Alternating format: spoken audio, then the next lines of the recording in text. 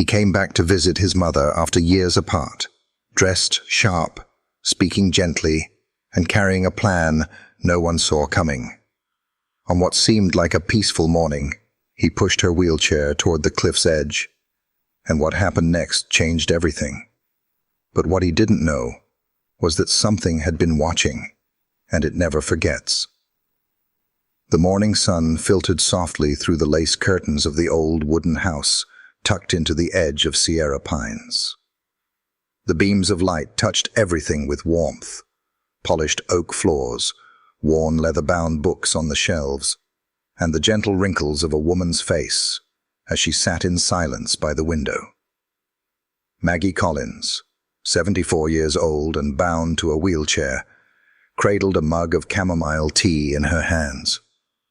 Her fingers, arthritic but graceful, curled around the cup like it was the last source of comfort in a world that seemed to be growing colder each year. She didn't move much anymore, not since the second stroke, but her mind was sharp, and her instincts even sharper. She lived quietly in her home, a cabin inherited from her late husband George, who had built most of it with his own two hands.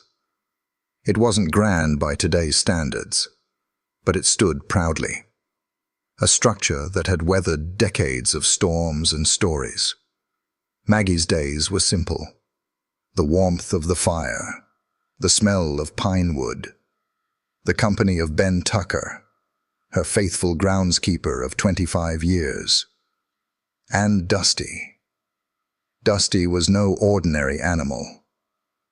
A bobcat she had rescued as a cub nearly a decade ago, Dusty had grown into a strong, sleek creature with piercing amber eyes and a soul that felt more human than most people Maggie had met. Somehow, over the years, Dusty had never truly left. He lived free, as wild things should, roaming the woods, but always returned, watching her from the trees, keeping a silent vigil near her porch, lying beside her chair on the quieter afternoons. And the cabin was still that morning, but something inside Maggie stirred, a strange unease she couldn't quite name. She glanced at the clock. 7:52 a.m. Ben would be arriving soon to prepare breakfast like he always did. He was a man of rhythm and kindness, with silver hair and a sun-worn face, loyal to a fault. But Maggie wasn't thinking about Ben this morning. She was thinking about Ethan, her son, her only child. He was due to arrive today. Her hand trembled slightly as she set the mug down. She hadn't seen Ethan in 3 years, not since the funeral of his father.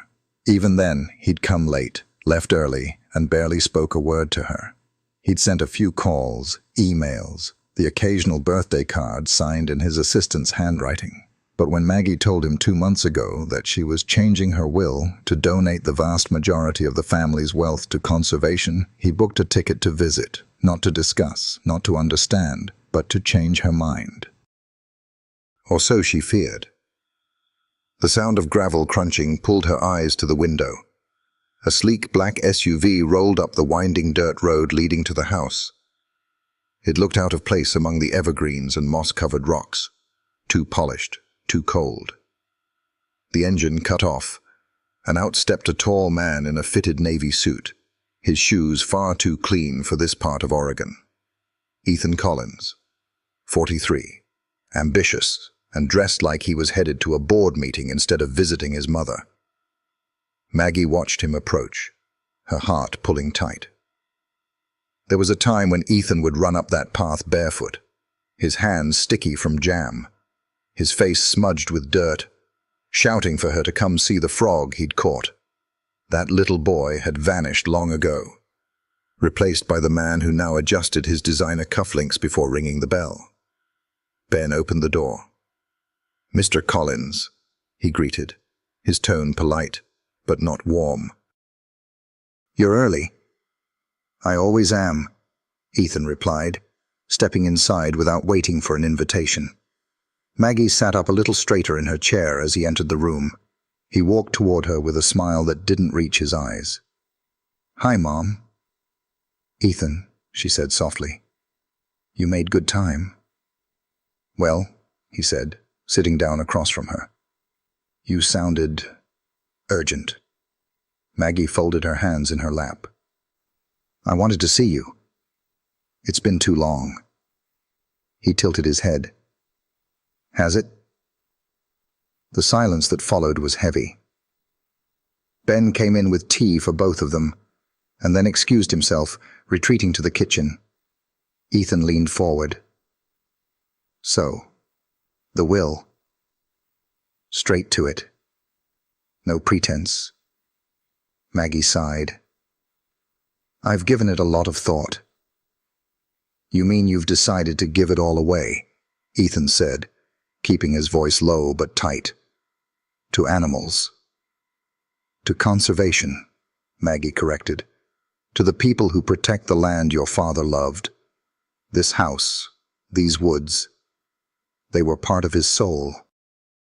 You know that. Ethan looked out the window, his jaw tight. You're leaving me nothing. I'm leaving you enough, she said. A trust to live comfortably. But not to waste. Not to bury in another failed venture. That stung, and she knew it. Ethan's last 2 startups had tanked, one after the other, leaving him with lawsuits and debt collectors circling like vultures. This isn't just about money, Ethan, she said gently. It's about legacy. He looked at her then, really looked, and she saw the flicker of something dark behind his eyes. Desperation, anger, maybe even fear. He stood up. You know what? Let's go for a walk, like we used to. Just you and me. Maggie hesitated. Now? Yeah, he said, smiling again. That empty politician's smile. Fresh air will do you good. Ben usually helps me with that. I can push the chair, Mom. I know how. Dusty had appeared at the open porch door, his ears twitching, eyes locked on Ethan. Maggie looked at the bobcat, then at her son. Something didn't feel right, but she nodded. All right. He wheeled her gently out onto the porch. The morning sun had risen fully now, casting long golden streaks across the yard.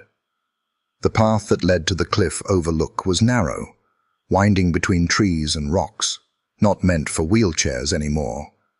But it was the place where George had proposed to her, the place where they had buried his ashes, and the place Ethan led her now. Dusty followed at a distance, quiet as a shadow. The trees whispered, the path curved, and Maggie gripped the armrests just a little tighter. Something about the way Ethan's hands gripped the handles behind her. Something about the silence between them. It didn't feel like a walk. It felt like a goodbye. The wheels of the chair bumped and rolled unevenly over the rocky path that cut through the pine grove. Maggie's breath came slower now. Not from the climb, it wasn't steep, but from the tension that quietly threaded its way up her spine. Every inch closer to the overlook felt heavier than the last. Ethan walked behind her, his grip firm on the handles, his silence sharper than any word he might have said. The usual birdsong that filled the trees each morning felt muffled. Even the wind seemed to hold its breath. Dusty trailed behind at a cautious distance. He moved the way only a bobcat could, quiet, calculated, present. His striped body weaved between moss-covered rocks and low-hanging fir branches. His golden eyes never left Maggie, and every now and then his ears flicked forward when Ethan spoke. Almost there, Ethan said, trying to sound cheerful. Maggie offered a soft nod, but didn't answer. Her hands were clenched so tightly around the chair's arms that her knuckles had gone pale. She wasn't afraid of death. Not anymore. She had lived through wars, the loss of a husband, a stroke, and nearly a decade of slow, creeping solitude. But this unspoken weight between her and her son, that terrified her. As they neared the clearing, the pine trees thinned, opening up to the raw, wild view of the cliff. The Sierra pines dropped into an ocean of treetops and jagged stone below. It was the kind of view that took your breath away, and not always in a good way. Dusty stopped at the edge of the woods. He crouched low behind a downed log, tail twitching, muscles tight. Maggie could feel his presence. She glanced back. "He's still following," Ethan said, voice low. "That damn cat." "He has a name," Maggie said without turning. "Dusty. I don't trust him." Maggie turned slightly in her seat. "And he doesn't trust you." Ethan didn't answer. He pushed her forward until they reached a narrow patch of dirt right before the cliff's edge. There was a worn wooden bench half buried in pine needles and time. It hadn't been sat on in years. The wheelchair rolled to a stop near it. "Remember this place?" Ethan asked, resting his hand on the back of her chair. Maggie nodded. "Your father brought me here when he proposed." Ethan didn't respond. Instead, he walked a few feet ahead and stood with his hands in his pockets, looking out over the valley. "Do you think he'd agree with what you're doing?" he asked, voice quiet but tight. "With giving everything away?" "I know he would." "That's convenient," Ethan muttered. Maggie looked up at him. "Ethan, this isn't about punishing you. It's about doing what's right. About letting something good grow from what your father built." "You think giving $30 million to some forest group is going to fix the world?" "No," she said, her voice soft but steady. "But it might fix a little part of it." Behind them, Dusty crept forward, his paws soundless against the mulch and pine. Ethan turned, slowly walking back to her. "That trust you're setting up, do you think it's going to take care of you? Of the people who've been loyal? Of me?" "There's something for everyone," she replied. "Just not everything for anyone." Ethan's expression hardened. "I'm your son, Mom. Your only son." "I know," she said, almost whispering. Dusty crouched low near the edge of the trees, his ears pinned back. The fur along his spine stood on end, a silent warning no one but the forest could hear. "I've been thinking," Ethan said, stepping around to the front of the chair, crouching down to her eye level. "Maybe we should go over the will again. Just the two of us. You could explain it to me. Help me understand." Maggie's hands tightened on the arms of the chair. "Ben knows the terms. The lawyer does too."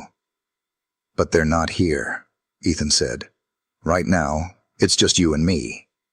His voice held a chill beneath the warmth, like a smile without a soul.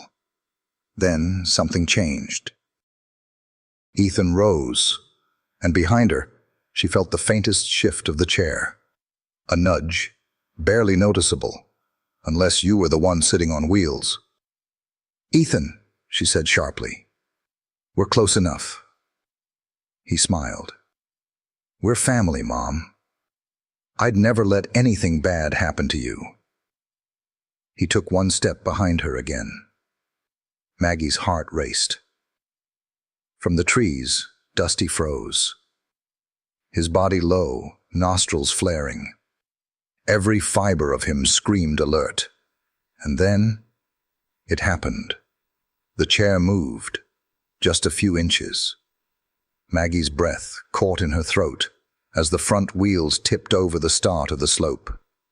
"Ethan!" she shouted, her voice cracking with fear.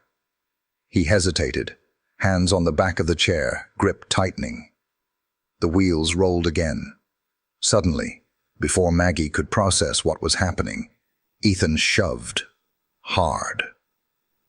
The wheelchair jerked forward, bounced once over a root, and lurched toward the drop. Maggie screamed. Time fractured. The world tilted. But fate still had her back.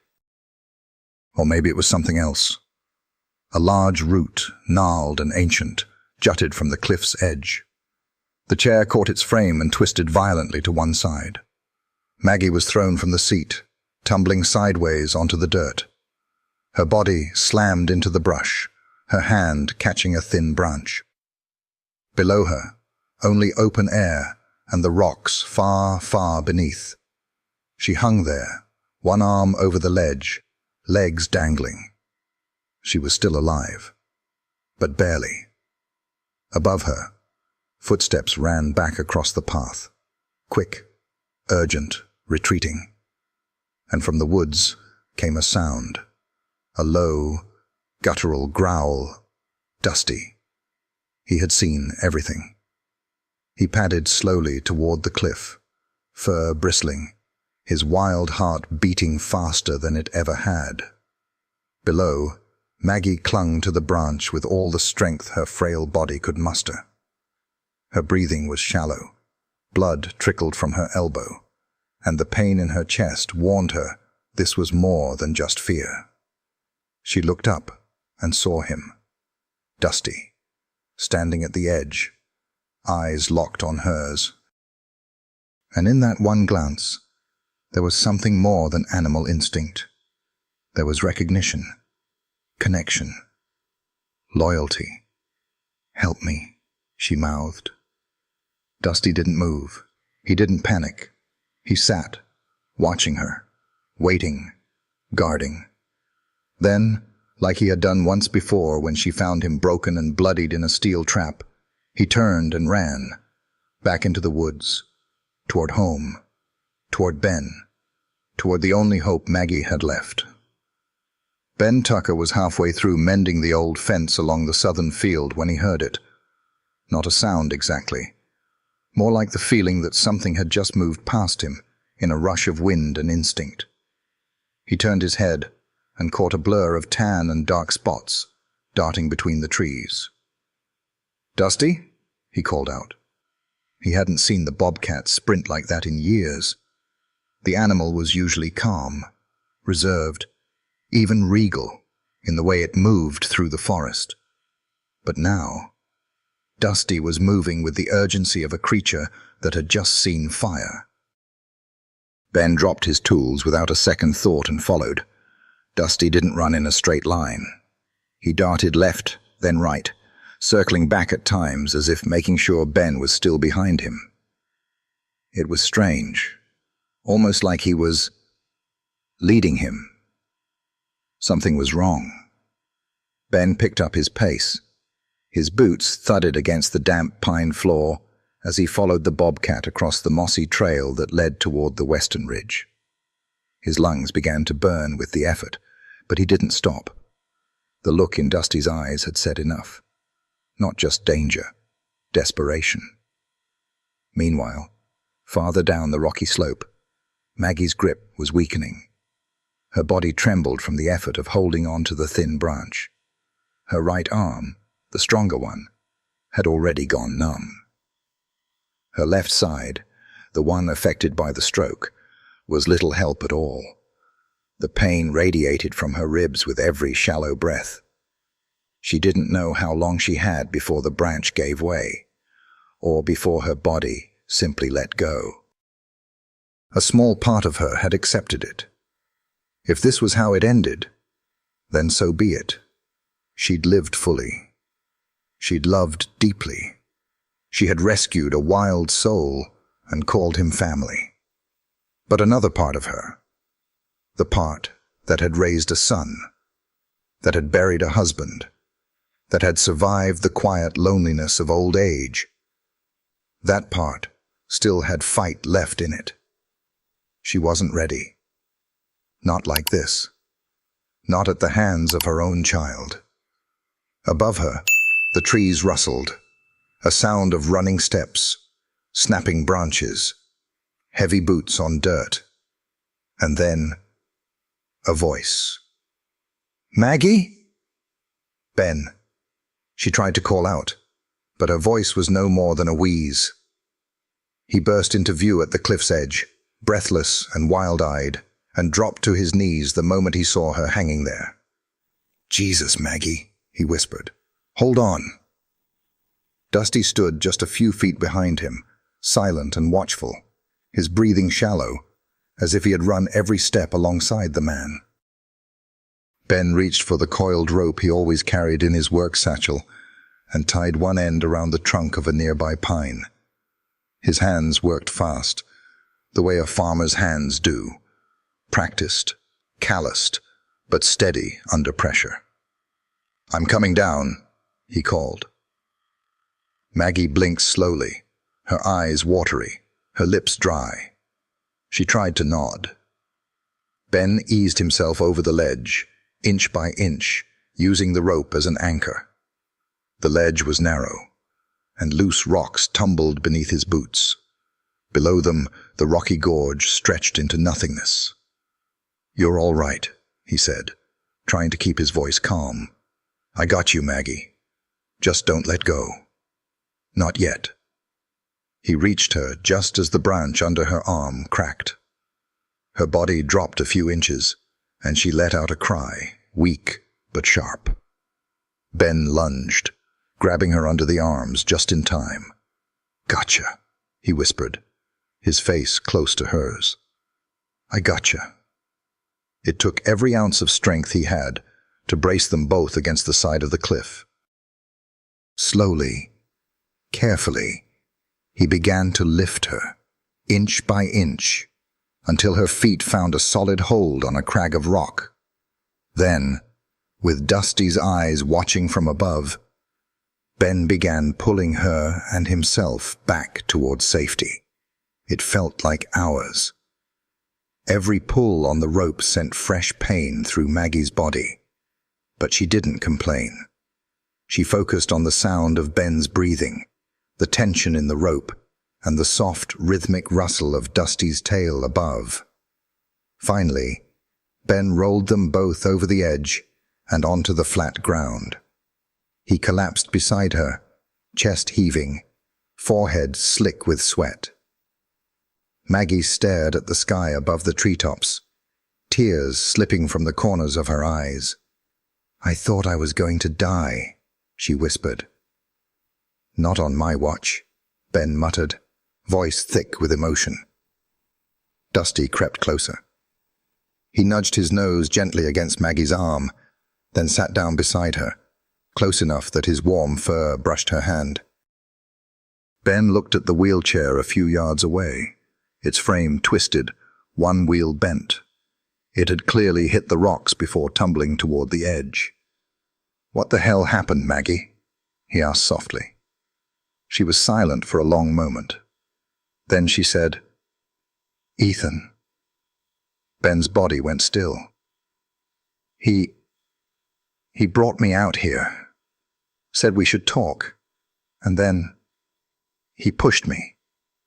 Ben's eyes darkened. "You sure?" She turned her head slowly and looked at him. "I wish I wasn't." Dusty let out a low growl, not a threatening one, a warning, as if he understood every word. Ben stood up and looked down the path they had come from. "You stay right here," he said, voice suddenly steely. "I'll get help." "No." Maggie's voice was weak but clear. "He thinks I'm dead." Ben looked down at her. "I want it to stay that way for now," she said. "We need to be smart." Ben nodded slowly. "I'll carry you back," he said. "We'll go the long way, through the ravine. Nobody'll see us." Dusty stood, ready to follow. Ben crouched and with great care lifted Maggie into his arms. She cried out as pain flared through her side, but she gritted her teeth and held on. "I've got you," Ben whispered again, and just like that, the three of them, an old woman, a loyal man, and a wild bobcat, disappeared into the woods. Back at the house, Ethan stood at the kitchen sink, calmly wiping dirt from his hands. He looked at the clock. It was just past 10. Soon, he thought, someone would find the empty wheelchair at the cliff's edge. And when they did, he'd have a story ready. A story about a terrible accident, a dizzy spell, a misstep. He'd cry, of course. He was good at that. He might even say she wanted to be alone for a minute, to feel close to Dad. Yes, that would work. After all, who would question the grieving son? Outside, the wind shifted, and deep in the trees, Dusty was still watching. It was nearly noon when Ben reached the back trail to the Collins cabin, his arms burning from the effort of carrying Maggie through 2 miles of uneven forest floor. Dusty padded along just behind them, silent and ever alert, his presence like a second heartbeat pulsing beneath the hush of the woods. Maggie, though bruised and pale, stayed awake the whole time. She held her breath often, especially during the trickier descents, but she never once asked Ben to stop. Her eyes were heavy, but her mind was clearer than it had been in years. Being near death had a strange way of sharpening things. Ben pushed through the trees behind the tool shed, careful not to be seen from the front windows. They entered the house through the old root cellar, a passage rarely used except during storms. It smelled of damp soil and dry beans and memories, of George building shelves, of Maggie canning peaches, of Ethan playing with his toy trucks on the packed earth floor. Now, it was just quiet. Ben carried her through the back hallway and laid her gently on the couch in the study. He covered her with a thick quilt and stepped back to take in the damage. Her face was scratched, her lip was split, her right wrist might have been sprained, and her breathing still sounded a little uneven, but she was alive. Dusty circled the room once and lay down on the braided rug beside the fireplace. He didn't close his eyes, though. He was still watching. Ben knelt beside Maggie and touched her shoulder. "I need to get you to a hospital," he said gently. "Not yet," she replied, voice hoarse. "You might have internal injuries, Maggie." "We can't risk it," she whispered. "Not while he thinks I'm gone."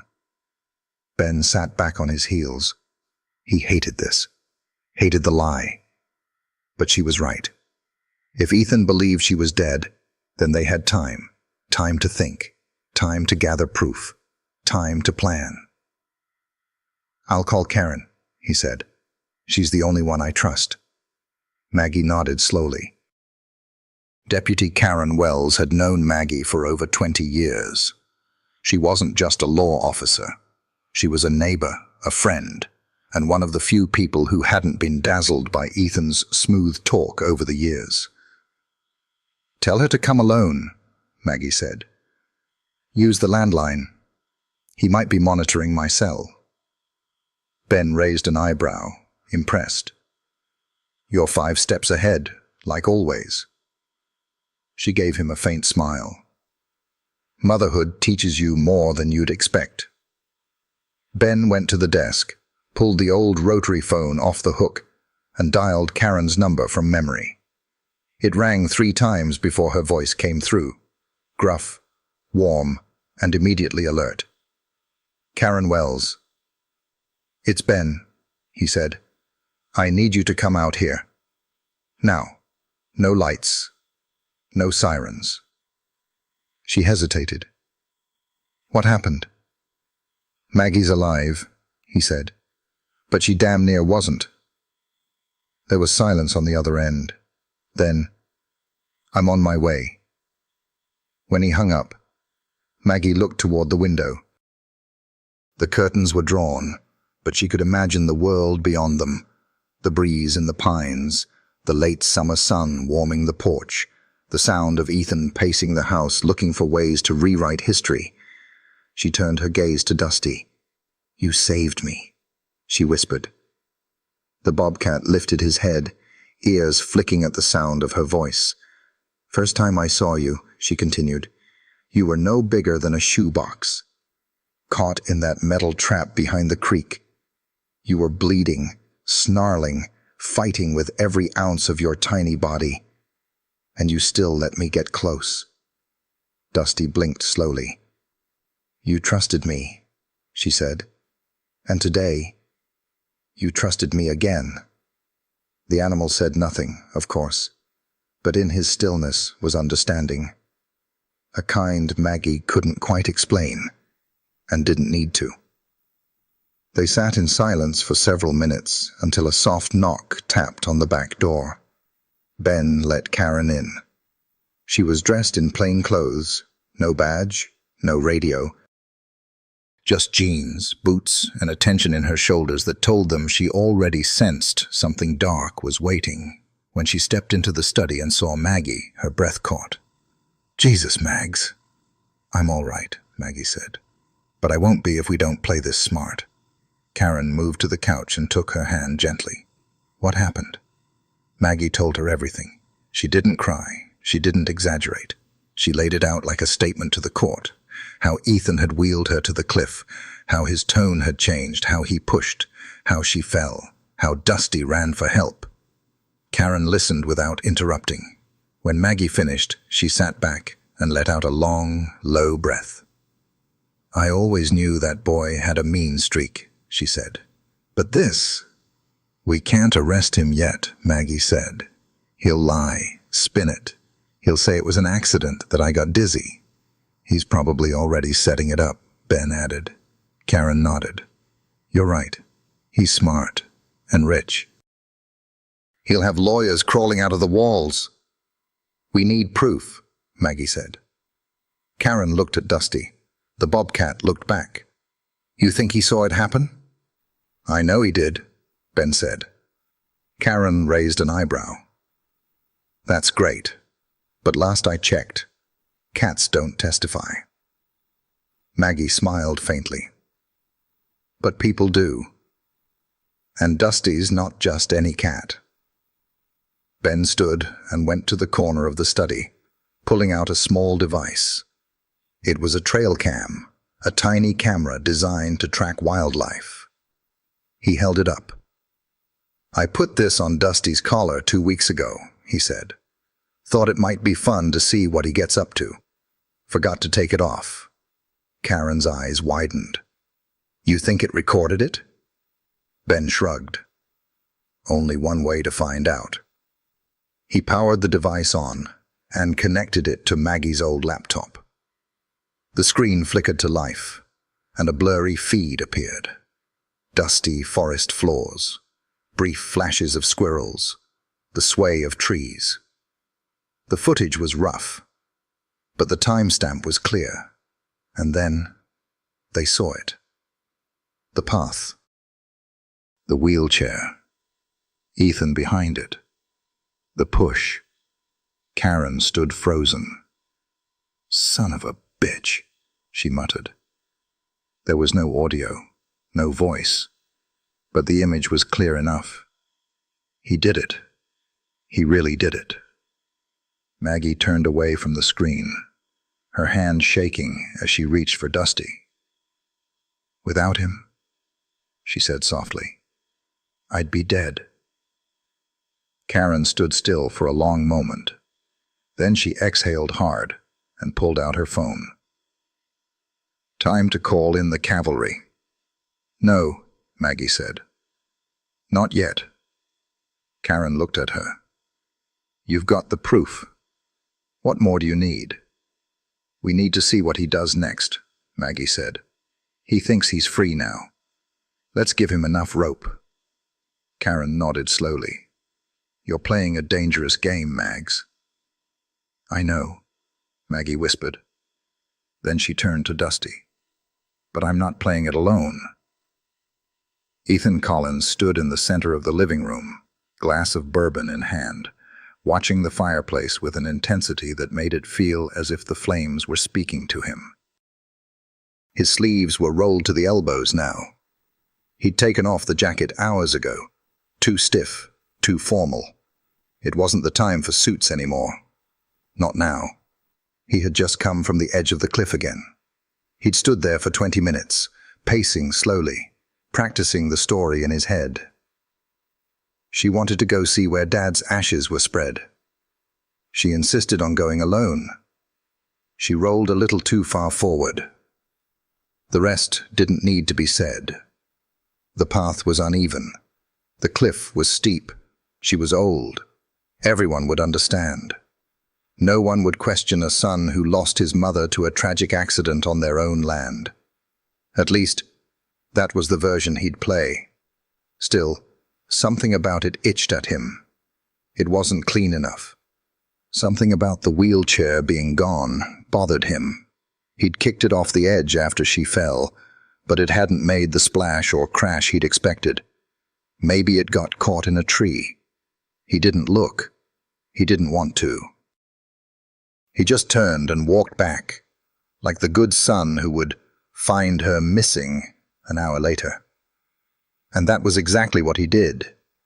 He'd gone to the sheriff's office earlier that morning, frantic, desperate. Said he'd left her alone for a moment, and when he came back, she was gone. He had tears in his eyes and just enough guilt in his voice to make it sound believable. The deputies said they'd start a search party, offered condolences, said they'd try to recover the body if they could. No one questioned him. Of course they didn't. Ethan Collins was charming. He was successful. He was grieving. He was also a liar. Now, in the living room, he sipped the bourbon again, letting it burn down his throat. The ice clinked softly against the glass. From outside came the faint rustle of leaves. He turned toward the window. Nothing. The woods were dark, quiet. Still, he couldn't shake the feeling that something was watching. Back in the study, on the other side of the house, Maggie lay resting while Ben and Karen reviewed the footage again. They had played the clip 3 times. Silent, shaky, but unmistakable. Ethan had pushed the chair. He had turned away. He had walked back without hesitation. "This is enough to press charges," Karen said. "But we won't," Maggie answered softly. "Not yet." Ben looked at her like she'd lost her mind. "Mags?" "No," she said, her voice stronger now. "He needs to believe he got away with it. That's the only way we'll see who he really is." Karen nodded reluctantly. "We'll have to be careful. If he finds out you're alive, then I'll finally know who I raised," Maggie said, staring at the ceiling. "And how far he's willing to go." Dusty sat curled near the foot of the couch. His ears twitched every few seconds, sensing things no human could. He had been sleeping light, never more than half a rest. He moved only when Maggie stirred, always alert. "Always watching." Karen glanced at the bobcat. "I've never seen anything like him," she said. "He's family," Maggie replied. "Better than blood." That night, Ethan paced his room upstairs. He hadn't slept since the morning of the accident. Guilt wasn't keeping him awake. He'd buried that emotion long ago. It was uncertainty, the kind that creeps in when something doesn't feel finished. He thought it would bring peace. It hadn't. The next morning, Ethan made his first phone call. To a lawyer. "I need to know the legal process if a will hasn't been officially filed before death," he said, pacing the porch with the phone pressed tight to his ear. "What happens to the estate?" "If there's no updated will filed," the lawyer said, "the last registered version stands. You'd inherit everything." That brought a faint smile to Ethan's face. "And the updated one?" "It's at the lawyer's office, but not filed with the court yet." "Then it's a piece of paper," the lawyer said. Nothing more. He ended the call and let out a long exhale. Done deal. He decided to drive into town to check on the paperwork, maybe even retrieve the original from her lawyer, under the guise of family closure. When he was gone, Karen used the opportunity to bring in a doctor she trusted, one who agreed to keep things quiet. Maggie was examined carefully, and though battered, she was stable. "You're lucky," the doctor said, "but you'll need rest." "No rest until this is over," Maggie said, voice hoarse but full of fire. Dusty remained close the entire time, never more than 5 feet from her. When the doctor left, Karen brought in a set of documents. "They're copies of the forged will," she said. "We found a draft Ethan had started months ago. It leaves everything to him." Maggie stared at it, hands trembling slightly. "So he was planning this longer than I thought." Ben stood near the window. "He'll make another move. He won't stop until he's sure no one can challenge the inheritance." Karen nodded. "That's why we have to let him dig the hole himself." Maggie took a breath. "Then let's give him the shovel." That evening, Ethan returned home from the law office. Everything had gone smoothly. He now had a certified copy of the last known will in his possession. The lawyer hadn't asked questions, just condolences. Ethan poured another drink, looked out over the dark woods, and smiled to himself. "It's done," he whispered. But from the forest's edge, a faint shape moved. 2 golden eyes flickered in the fading light. Watching, waiting, Dusty had returned to the tree line. And he wasn't alone. Karen had installed a hidden trail cam near the porch. It was motion-triggered and silent. Ethan never saw the tiny lens beneath the eave. And when he went out for a smoke, muttering to himself about the inheritance, about the will, about making sure nobody gets in the way, the camera heard everything. The woods stayed quiet. But the truth was getting louder. The following morning arrived slower than most. Sunlight crept shyly through the treetops, as though it too felt uneasy about what was stirring in the Collins home. Ethan stood in the kitchen with a fresh cup of coffee in hand, staring out the window at nothing in particular. His eyes were bloodshot. He hadn't truly slept. Not well, anyway.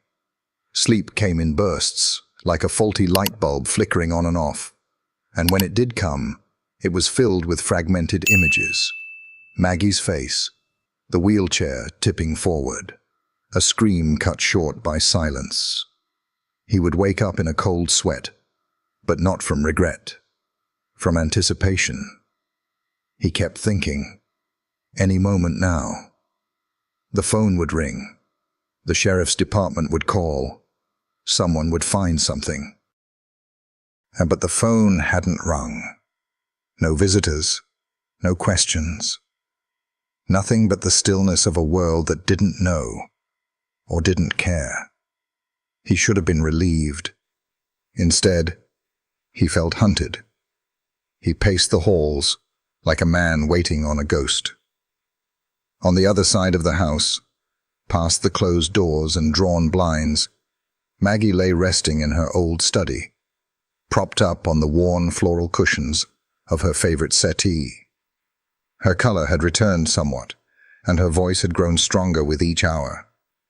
Karen sat beside her now, flipping through a notebook filled with observations, timestamps, and the names of people Ethan had called in recent days. Information gathered quietly from a friendly clerk at the phone company, who just happened to owe Karen a favor. "He's making moves," Karen said. "Got a hold of the old will. Said he's the sole heir. Acted real torn up about it, too." Maggie nodded slowly. He always could turn on the tears. "You ready to make this official?" Karen asked. "Not yet," Maggie said. "Let's give him just a little more rope." Ben entered the room with a tray of soup and toast. Dusty followed close behind, his steps silent, his expression unreadable as ever. He sat by the window, eyes fixed outward, tail twitching. Maggie took a bite of soup and then looked up. "Ben," she said. Is the cabin by the river still standing? You mean the old trapper's shack? She nodded. I think so. Haven't been down that way in a while. I want you to go check it today, she said. Fix what needs fixing. Quietly. If something happens, that may be our best place to hide. Ben didn't argue. When Maggie made plans, you followed them. He set the tray down, nodded once, and disappeared out the back door, Dusty slipping through the crack beside him, like a shadow. Later that afternoon, Ethan made his own quiet trip. He drove into town, parked behind the attorney's office, and took the side entrance. The receptionist gave him a tight smile, uncomfortable but polite. Everyone knew Maggie in Sierra Pines. Her name carried weight, more than money, more than status. She had built that name with decades of kindness, donations, and quiet strength. Can I help you, Mr. Collins? I'm just here to pick up some personal papers, he said. My mother's estate. She would have wanted me to handle it. The receptionist hesitated, then slowly handed over a sealed folder. Be sure to have this notarized before submitting anything to the probate court, she said. Ethan smiled. Of course. He left without another word. But Karen was already watching. She sat in an old blue sedan across the street, eyes narrowed behind a pair of oversized sunglasses. She made a note in her pad. Time. Date. Witnessed departure with documents. Back at the house, Ben returned around dusk, covered in dust and cobwebs. It's still standing, he reported. Roof's a bit rough, but the walls are good. Got a working wood stove. I left some supplies. Good, Maggie said. We may need it sooner than we think. That night, Ethan wandered onto the back porch with a bottle of scotch and a glass, letting the twilight wash over him. The pine trees rustled lightly, and the air carried the faint scent of smoke from some neighbor's fireplace miles away. He took a sip, then muttered aloud, Cheers, Mom. In the darkened corner of the porch, a lens captured everything. The trail cam Karen had hidden was motion-triggered. Ethan didn't know it was there. He didn't see the small red blink. He didn't hear Karen and Ben watching the footage an hour later, listening as he toasted the air and whispered, You got what you wanted, didn't you? Your ashes with Dad, all nice and neat. He laughed softly. Too bad you won't be around to see what I do with the place. Karen paused the video. Maggie closed her eyes, the weight of his words sinking in. She looked older in that moment, tired in a way that had nothing to do with bruises or pain. It was the kind of fatigue that came from seeing the truth too clearly. How did I not see this in him? She whispered. You did, Ben said. You just hoped it would fade. Karen sat back. We've got enough for a warrant. Attempted murder. Fraud. Maybe more if we move now. Not yet, Maggie said again. You keep saying that. Because I'm not just after justice, she said. I want the truth out in the open. I want everyone to know who he is. I want it to be undeniable. She looked at Dusty, who had curled beside the fireplace, head resting on his front paws, eyes still open. Besides, she said, he's not done yet. The next morning, Ethan found something strange. The back door was slightly ajar. Nothing appeared stolen, no sign of forced entry, but something felt off. He checked the rooms. Everything in place, except Dusty was gone. He hadn't seen the BOBCAT since the day before, not lounging near the steps, not circling the woods like usual, and the house felt colder somehow, emptier. He looked out toward the tree line, but saw nothing. Good riddance, he muttered. But even he didn't believe that. He turned and went back inside, locking the door behind him. What Ethan didn't know, what he couldn't have known, was that Dusty hadn't wandered off. He had followed Ben to the trapper's cabin the day before. He knew the way now. He could make the run in half the time. If something went wrong, if Maggie had to vanish again, he would be ready. It was just past noon when Deputy Karen Wells stepped out of her cruiser and walked up the drive to the Collins property. The air had a stillness to it, one of those heavy summer days when even the birds fall quiet. The gravel crunched beneath her boots as she approached the front porch. Ethan answered the door before she could knock. "Deputy Wells," he said, frowning. "Wasn't expecting company." "Didn't think I needed to call ahead," Karen replied, offering a polite smile. "Mind if I come in?" He hesitated for a breath too long, then stepped aside. "Sure, of course." She entered, taking in the quiet house. Everything was neat, as always, overly neat. No coffee cups in the sink, no newspapers on the table. It felt staged, like a hotel room trying too hard to look lived in. "What can I do for you?" Ethan asked, closing the door. Karen removed her sunglasses and tucked them in her shirt collar. "I just wanted to touch base. You know, about your mother." Ethan nodded solemnly. "Of course. Still no news?" "Not yet," she said. "But we're doing a thorough sweep of the cliffs and surrounding area." He crossed his arms. "I appreciate that." Karen tilted her head. "Must be strange being here without her." "It is." "You two were close?" Ethan looked down, as if summoning sadness. "We had our differences," he said. "But she was my mother.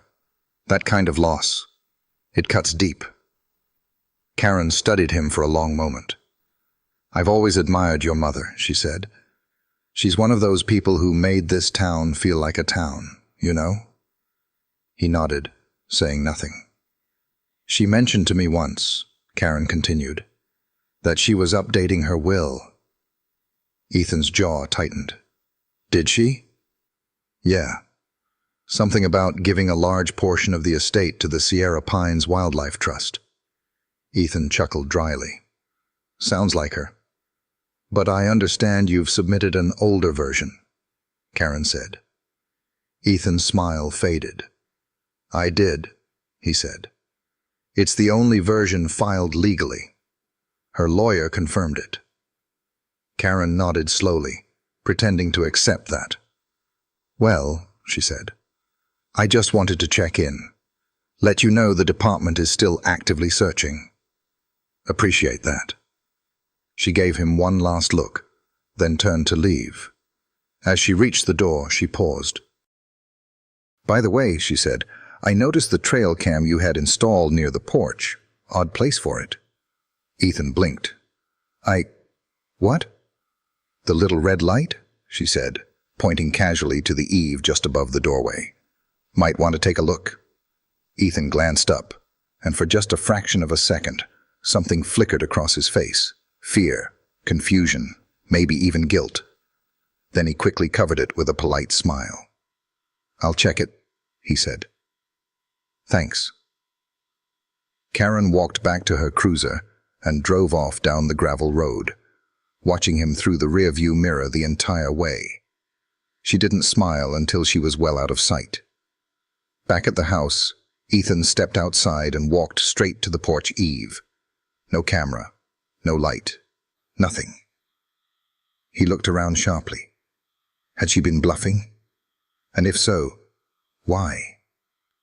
Inside, he poured himself another drink. Whatever game she was playing, he'd be ready.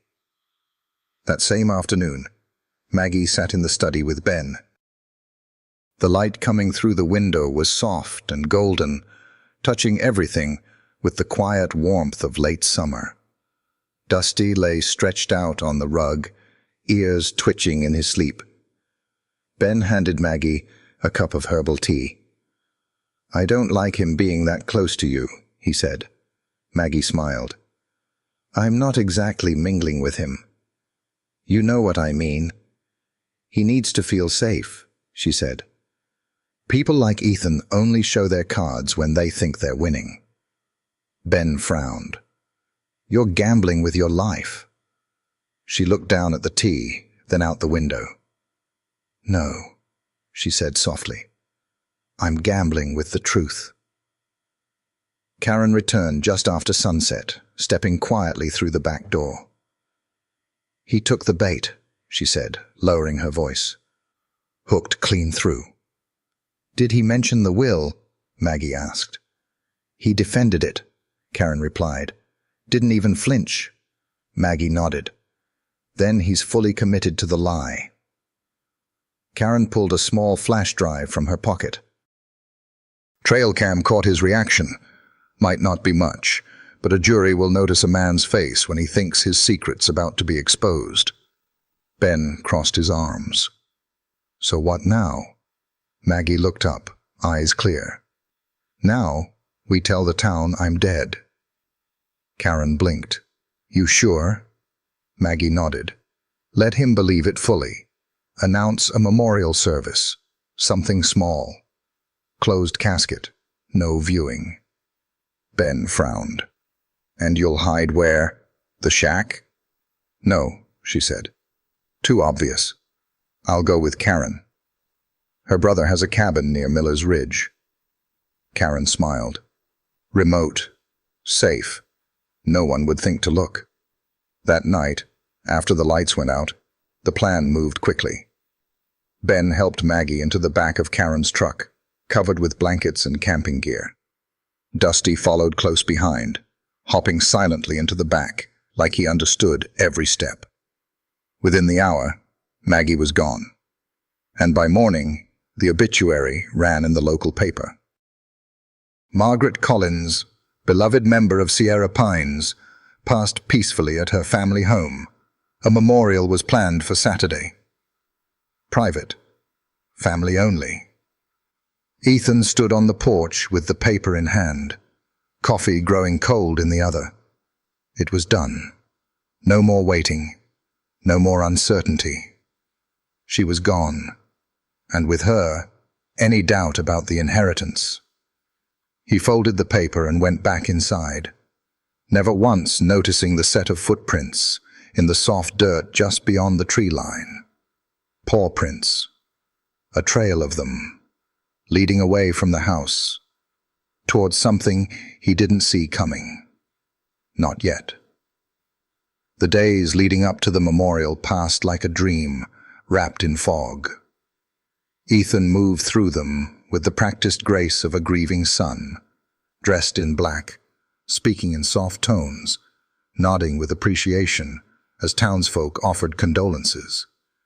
He accepted casseroles, returned gentle hugs, and wiped dry eyes like he wanted to cry, but just couldn't anymore. It was a performance, and he knew it. But the world didn't. No one questioned a man mourning his mother. No one looked twice when he brought flowers to the empty rocking chair on the porch, or sat in her study, staring at the window she used to love.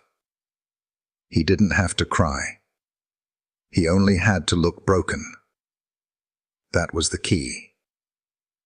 Meanwhile, just 27 miles outside Sierra Pines, Maggie Collins was very much alive, and watching every move her son made. Karen's brother, Tom Wells, had loaned out his hunting cabin without a second thought. It was tucked into the thick woods beyond Miller's Ridge, nestled beside a forgotten stream, surrounded by nothing but trees and wind. The kind of place no one would ever find, unless they were invited. Inside, the furniture was plain, the electricity spotty, and the radio buzzed more than it spoke. But it was safe. Ben came every morning with supplies, groceries, fresh batteries, and updates from town. Dusty, like clockwork, ran the trail beside his truck, guarding both sides of the road like a four-legged sentinel. Maggie, still sore but healing, sat most days by the small cabin window, wrapped in a flannel blanket, watching the forest and thinking about the child she'd raised and the man he'd become. There was no denying it anymore. Ethan hadn't lost himself. He had chosen who he became, and it had cost them both dearly. "He's been visiting the bank," Ben reported one morning. "I saw him handing over a bunch of documents. My guess, he's trying to liquidate what he can while no one's asking questions." Maggie nodded slowly. "And the memorial?" "Set for Saturday, 2 o'clock, Karen answered from the corner. "Closed to the public, just like you asked." "He's telling folks it's what you would have wanted." She snorted. "Of course he is." Karen pulled out her phone. "We'll be watching the service from every angle. Audio, video, the whole bit. If he says anything questionable, we'll have it." Maggie turned to Ben. "Is the new will safe?" "Locked in the sheriff's office. 2 copies," he said. "Certified, witnessed, and time-stamped. The original is filed with the court, dated 3 weeks ago. Ethan doesn't know that yet."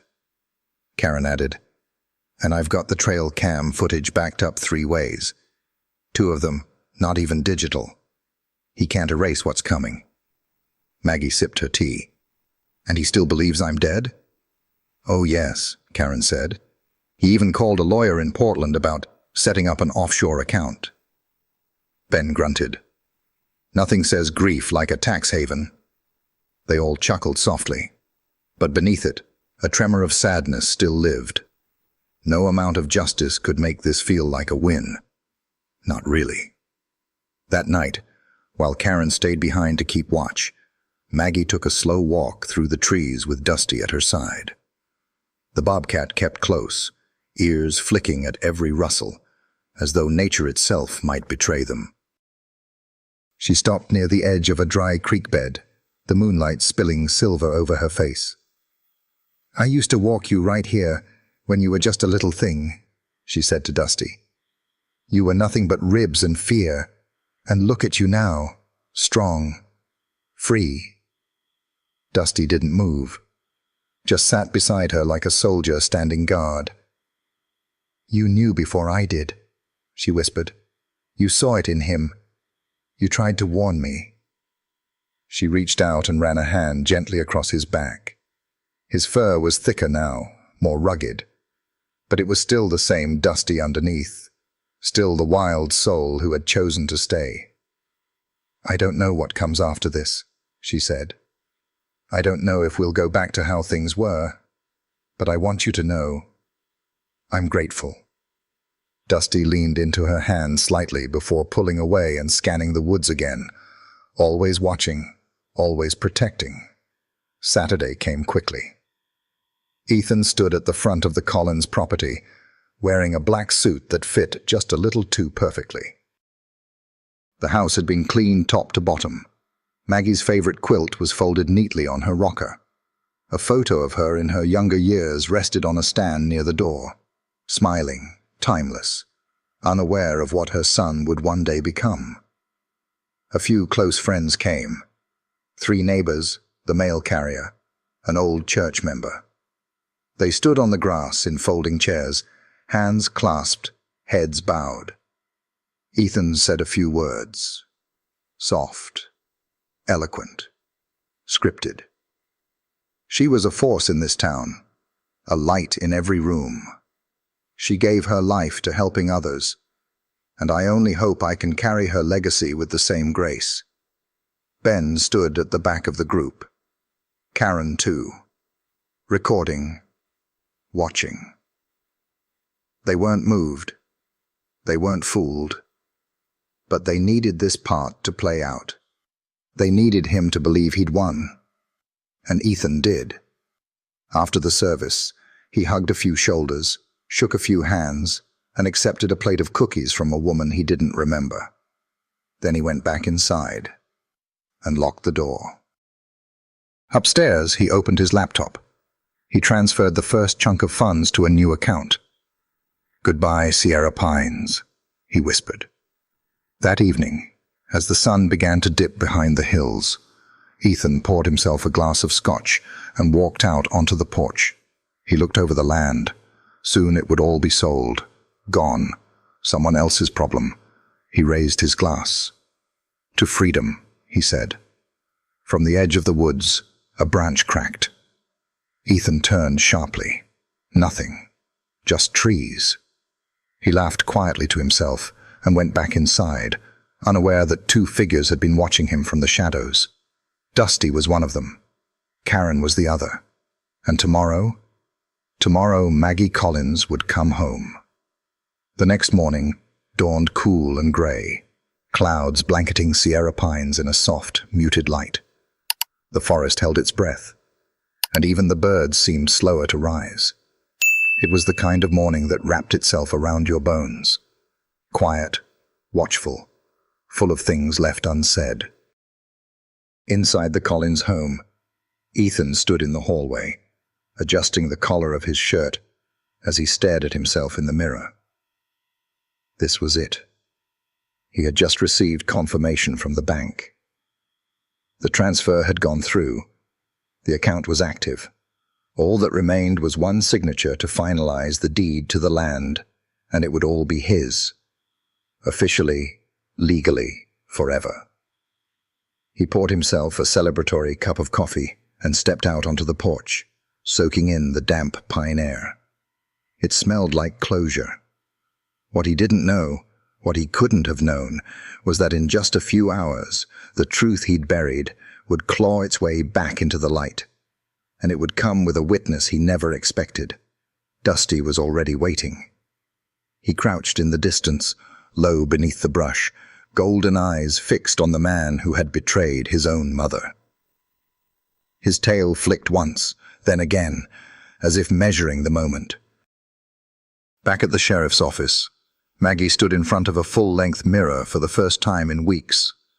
She looked at her reflection quietly, taking in the bruises that had faded to pale yellow, the thin line of a healing scar above her temple, and the faint tremble in her hands. But her eyes were still steady, still strong. Karen stepped into the room behind her. "You sure you're ready for this?" "I was born ready," Maggie said, her voice calm. But it took 74 years to believe it. Ben waited by the truck outside, the engine already running. Dusty sat beside the rear wheel, as still as a statue. When Maggie appeared on the porch, he stood up and walked over to her, brushing gently against her calf. She smiled and reached down to scratch behind his ears. "Time to go home, Dusty." The plan was simple. Karen would accompany Maggie to the house. No sirens, no backup, at least not right away. Ben stayed back, out of sight, ready to step in if needed. Karen had a body cam hidden beneath her jacket. They wanted the confrontation. They needed the words to come from Ethan's mouth. Proof spoken, not just recorded. And when the time came, they trusted Dusty's instincts to protect Maggie again, just like he had at the cliff. They reached the house just before noon. Karen parked behind the barn and walked Maggie around the side path that led to the front porch. The woods stood silent around them. Not a bird, not a squirrel, not even the wind dared interrupt what was coming. Ethan was sitting in the porch rocker, legs crossed, phone in hand, scrolling through something that looked very far from grief. He heard the footsteps and looked up casually, until he saw her, his mother, alive, standing, looking him dead in the eye. The blood drained from his face. His phone slipped from his fingers and clattered to the floorboards. "Mom?" he whispered. Maggie didn't answer. She simply stood there, still and calm, like a stone that had weathered 1,000 storms. Karen stepped forward, surprised. Ethan stumbled to his feet, hands shaking. I thought... How?" "You thought you killed her," Karen said bluntly. "No," he said, backing away. No, it was... She fell. She rolled too close to the edge. I have the footage, Ethan, she said. From the trail cam. I have your voice on the porch, too. Talking about accounts, selling the land. We have enough to bury you in court. His eyes darted between them. This is insane, he said. You faked your own death. You set me up. You set yourself up, Maggie said softly. You pushed me. Ethan opened his mouth to argue, but the words stuck in his throat, because for the first time he realized something. There was no more escape, no more story to spin, no more pity to milk. There was only the truth now, and it had arrived in full. He sat down hard in the rocker, burying his face in his hands. I didn't mean to, he said. I didn't mean to actually hurt you. But you did, Maggie said. I was desperate. I was your mother. The words landed heavy. He looked up at her, eyes rimmed with moisture. I just wanted what was mine. You wanted what was easy, she said. You wanted what you didn't earn. And when I chose to give to others instead of feeding your failure, you tried to silence me. He stood again, fists clenched. Don't talk to me like I'm the villain, he snapped. You think giving away millions to strangers is noble? What about me? I built a business. I was your son. And I was your mother, she repeated. And I loved you. But I will not protect you from the consequences of what you've done. From behind the trees, Ben appeared now, walking slowly into view. Dusty stepped forward too, ears pinned, eyes trained on Ethan. Karen tapped her shoulder once. Body cams rolling, she whispered. Ethan glanced between them all. So that's it. You're going to arrest me? You're going to turn yourself in, Karen said. You can do it here, quiet, or we can do it downtown with a full escort. He looked at Maggie one last time. She was calm, resolved. Goodbye, Ethan, she said. Something in him broke then. He slumped to the porch, hands limp, and didn't say another word. Karen stepped forward, read him his rights, and gently placed him in cuffs. Maggie didn't watch him go.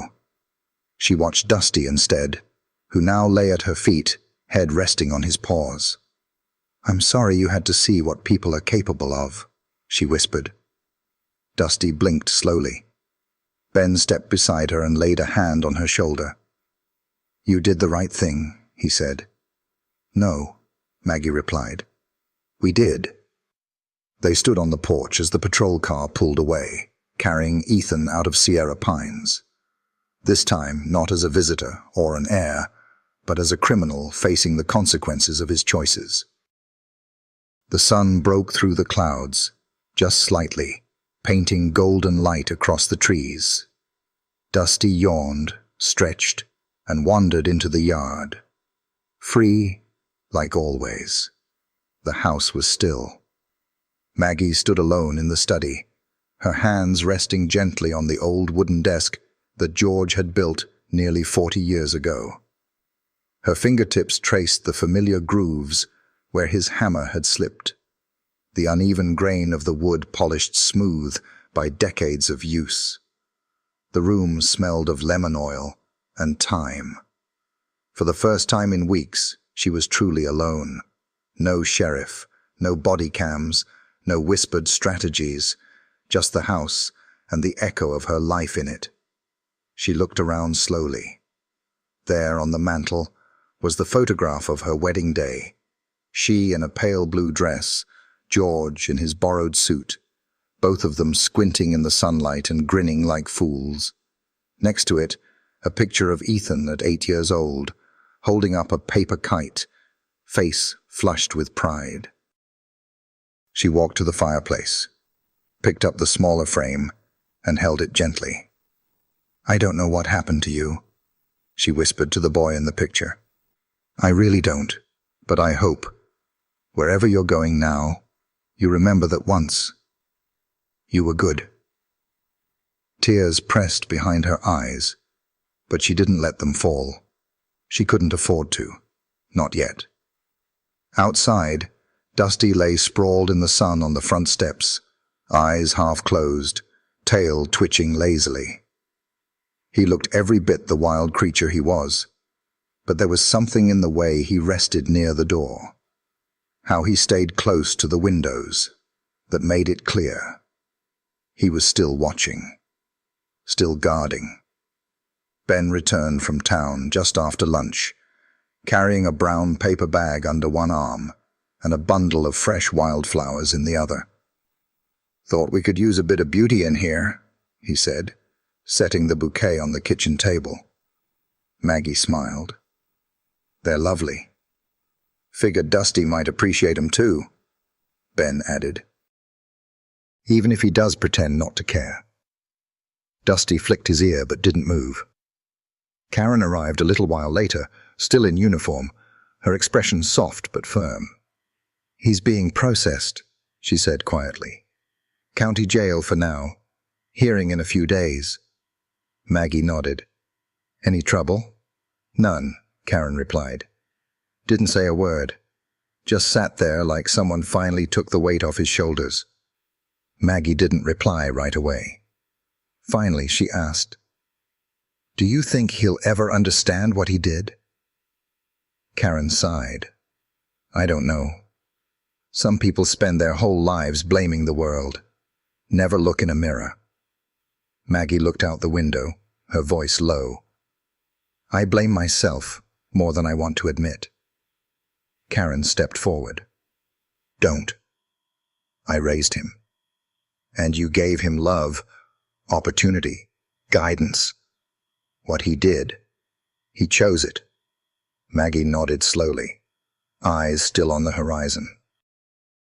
"He had everything." "Sometimes," Karen said gently, "everything's never enough for some people." The next day, Maggie called for a meeting. Just her, Ben, Karen, and the lawyer who had helped draft the revised will. They gathered in the dining room, papers spread across the long oak table. "I want the estate distributed exactly as I planned," Maggie said. "But I also want one change." She handed over a handwritten note. The lawyer read it, eyebrows lifting slightly. "Are you sure?" Maggie nodded. Every word. Ben leaned in to read. The note detailed a small trust, just enough to cover housing and basic needs for Ethan. But with a condition. He had to complete a mandatory rehabilitation program and spend 1 full year working for a non-profit of the court's choosing. Maggie looked at Karen. "If he refuses, the funds revert to the Wildlife Trust." Karen nodded. "Smart. He'll have to make a real choice." Maggie sat back. "I'm done trying to save him. But I'm not going to be the reason he starves either." The lawyer made notes, quietly impressed. Dusty, ever observant, wandered into the room and sat beside Maggie's chair, as if offering silent approval. When the paperwork was complete, the lawyer left, and the house fell into its familiar quiet again. Maggie leaned her head back and closed her eyes. For the first time in months, her chest felt lighter. The news broke later that week. It started small, just a mention in the Sierra Pines weekly paper. Then a write-up in the Oregon Tribune. A local TV station picked it up soon after. Local man arrested in alleged attempt on mother's life. Will controversy unfolds. The headlines weren't cruel. They were just honest. People in town whispered, of course. Some were shocked, others less so. Maggie received a few letters, some full of sympathy, some just confused. But she didn't hide from it. She walked to the market again. She sat on her porch. She held her chin up. And everywhere she went, Dusty followed. They became a bit of a legend. The widow and the wildcat. Weeks passed. Summer began to fade into early fall. The trees started changing, just the tips of the leaves, little gold hints of what was coming. Maggie resumed her visits to the animal sanctuary she had funded years before. The staff greeted her like royalty, but she waved them off. "I'm just a woman who made some mistakes and tried to do one good thing," she'd say. Ben rebuilt the trail behind the house, smoothing the path near the cliff, installing a safety fence, not to erase the past, but to acknowledge it. Karen dropped by more often now, sometimes off-duty, sometimes just to sit on the porch with Maggie and watch the birds fly low over the trees. And Dusty stayed. Every night, he curled up outside her bedroom window. Every morning, he walked the perimeter of the property like clockwork. He was wild, free, untamed, but he had chosen her again. And that, Maggie believed, was love in its purest form. One morning, as she stood by the garden fence, Maggie saw a letter in Ben's hand. He walked toward her slowly. "From the prison," he said. She took it with steady fingers. Inside was a short note. Just 2 lines. "I don't know who I am anymore, but I'm starting to understand who you were." No name, no apology, but something in it, something uncertain and human, stirred Maggie's heart. She folded the letter, tucked it into her coat, and said nothing. Some healing, she knew, had to happen in silence. It was mid-September when the first strong wind blew through Sierra pines.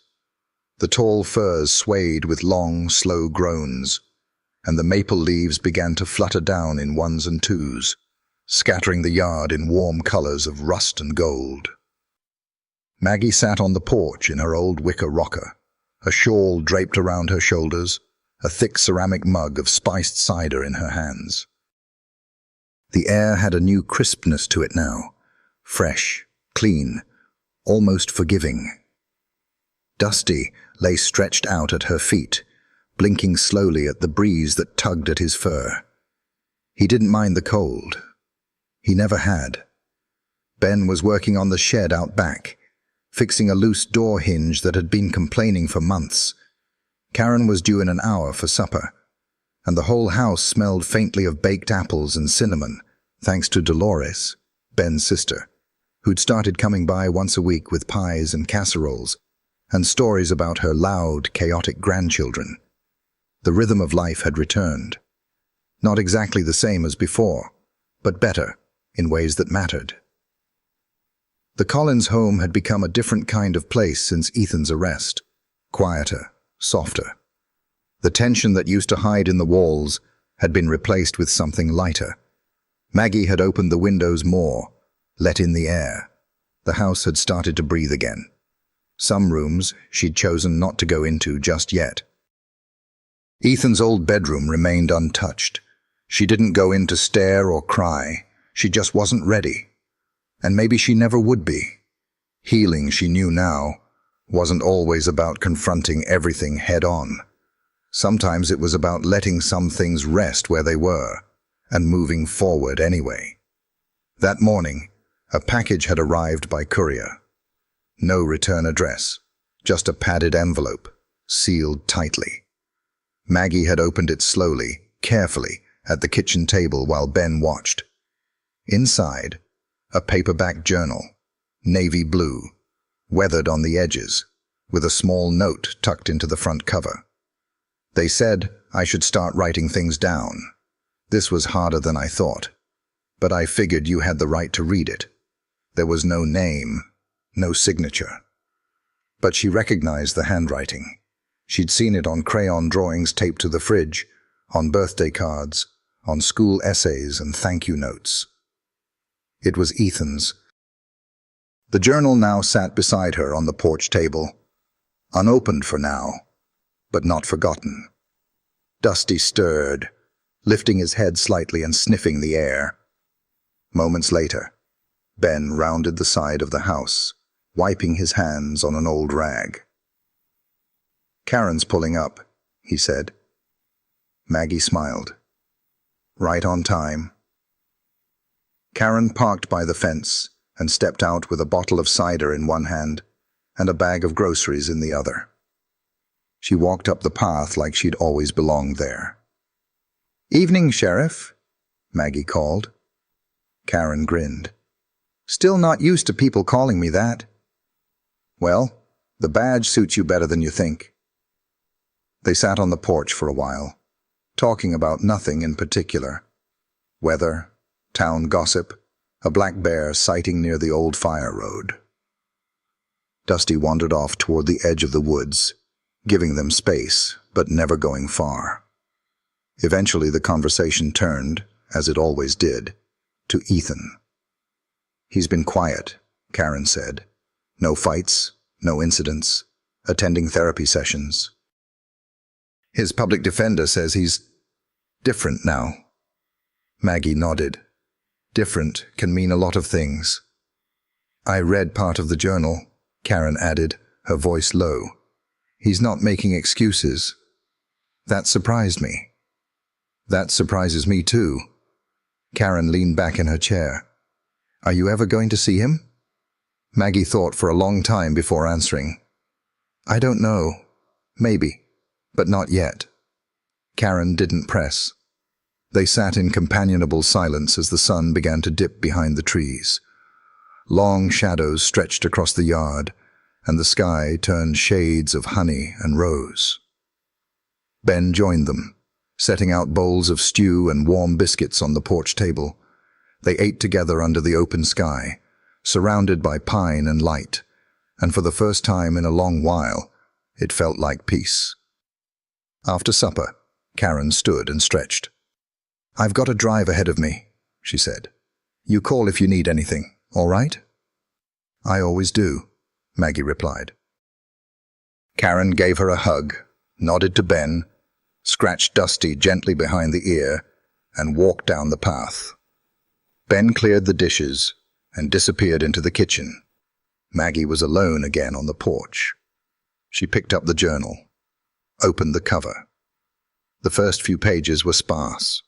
Single lines, half-thoughts, memories jotted down with hesitation. "I was 8 the first time I lied to you. I broke the glass hummingbird and said it was the wind. You knew I was lying, but you didn't say anything." Another page. "I think I started becoming someone else after Dad died. Or maybe I just gave up pretending to be the version you wanted.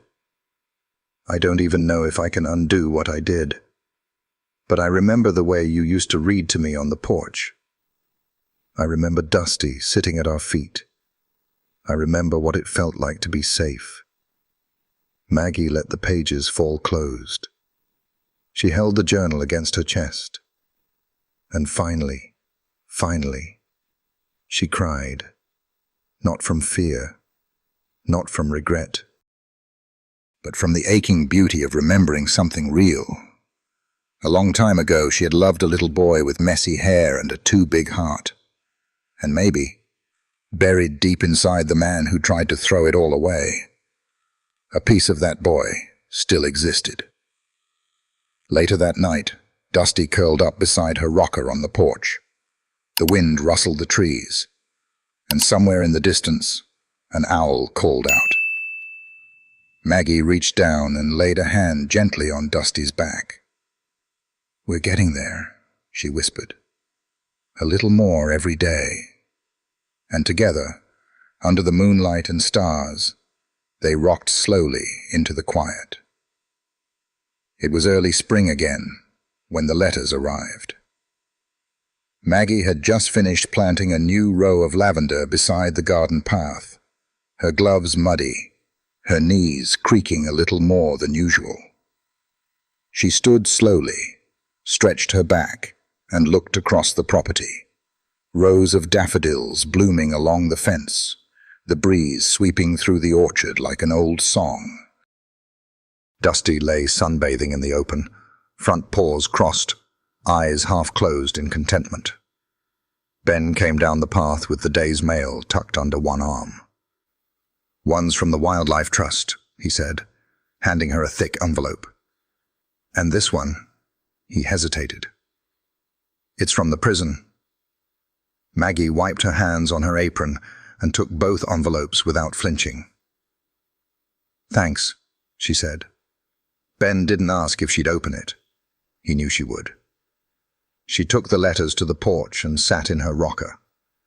The spring breeze carried the smell of fresh earth and pine needles, and birds chattered like gossiping neighbors. She opened the Wildlife Trust letter first. It was filled with updates, photos of the newly expanded sanctuary, stories of rescued animals, a hand-drawn picture from a young school group thanking Miss Maggie for helping the wild cats and foxes and deer. She smiled as she read, her heart warmed by what her late-in-life decision had set in motion. And then, after a long breath, she opened the second envelope. Ethan's letter was only 1 page long. "Mom, I don't expect you to write back. I wouldn't blame you if you didn't. They transferred me to a different facility last month. It's quieter here. I've been doing the work, meetings, counseling, labor crews. It's not easy, but maybe that's the point. I think about that day on the cliff more than I care to admit. I don't have a good answer for why I did it. Maybe there isn't one. Maybe I was just too far down a path I never knew I was on. I read what you wrote in the revised will. I know about the trust. I don't feel like I deserve it, but I also know you didn't do it for me. You did it because you're you. Thank you for not erasing me from your story. I hope someday I'll be worth that kind of mercy. Ethan." She read it twice, maybe 3 times. Then folded the page slowly and placed it in the same drawer where she kept George's letters from the war and Ethan's first birthday card to her, scribbled in crayon. Ben walked onto the porch a few minutes later with 2 lemonades in hand. "Anything good?" he asked. Maggie nodded. "Both." She didn't explain. She didn't need to. The following week, Maggie hosted a small gathering at the Collins property. It wasn't anything fancy, just a handful of neighbors, some local officials, and a few representatives from the Wildlife Trust. Ben grilled burgers, Dolores brought a cherry pie, and Karen arrived in uniform, but left her badge in the truck. The kids ran through the field, laughing, chasing one another. One of them, a little girl with bright red rain boots and curls wild as tumbleweed, stopped when she saw Dusty sunning himself near the porch. She approached slowly, eyes wide. "Is that a mountain lion?" she asked. "No," Maggie chuckled. "That's Dusty. He's a bobcat. And he's part of the family. Can I pet him?" "Only if he lets you." Dusty opened one eye, gave the girl a slow blink, then rolled over onto his side, exposing his spotted belly. The girl beamed. Maggie watched them quietly, her heart aching in that beautiful, tender way that only comes when you realize something nearly lost has been saved. A reporter from the local paper came by and asked to take a photo. "We're doing a feature on the sanctuary," she said. "Your donations inspired a lot more people than you realize."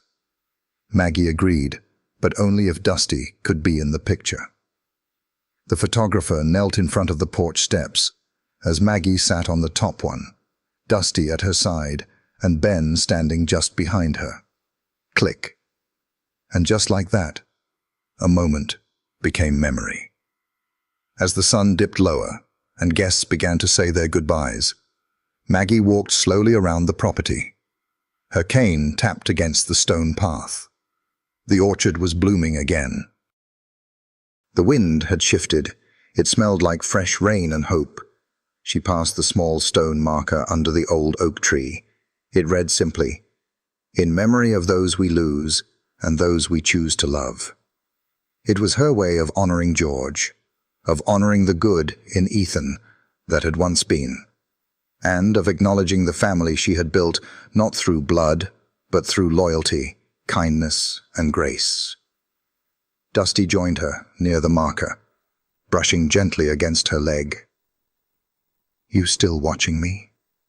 she asked softly. He looked up at her with those golden eyes, and in that moment, she swore she saw understanding. Maybe animals didn't speak our language, but they didn't need to. She knelt, slowly and carefully, resting a hand on his back. "Thank you," she whispered, "for everything." That night, as she sat in her rocker once more, a breeze danced through the open window behind her. The house smelled like lavender and lemon oil. The stars blinked awake above the pines. Somewhere in the distance, an owl called out. The woods were alive, and so was she. Maggie took a sip of tea and looked around at all that remained. The garden, the house, the porch, the friends who had become family. And Dusty. Always Dusty. She didn't know how long he'd stay. She never expected him to stay at all. But for now, he was here. And so was she. And that was enough.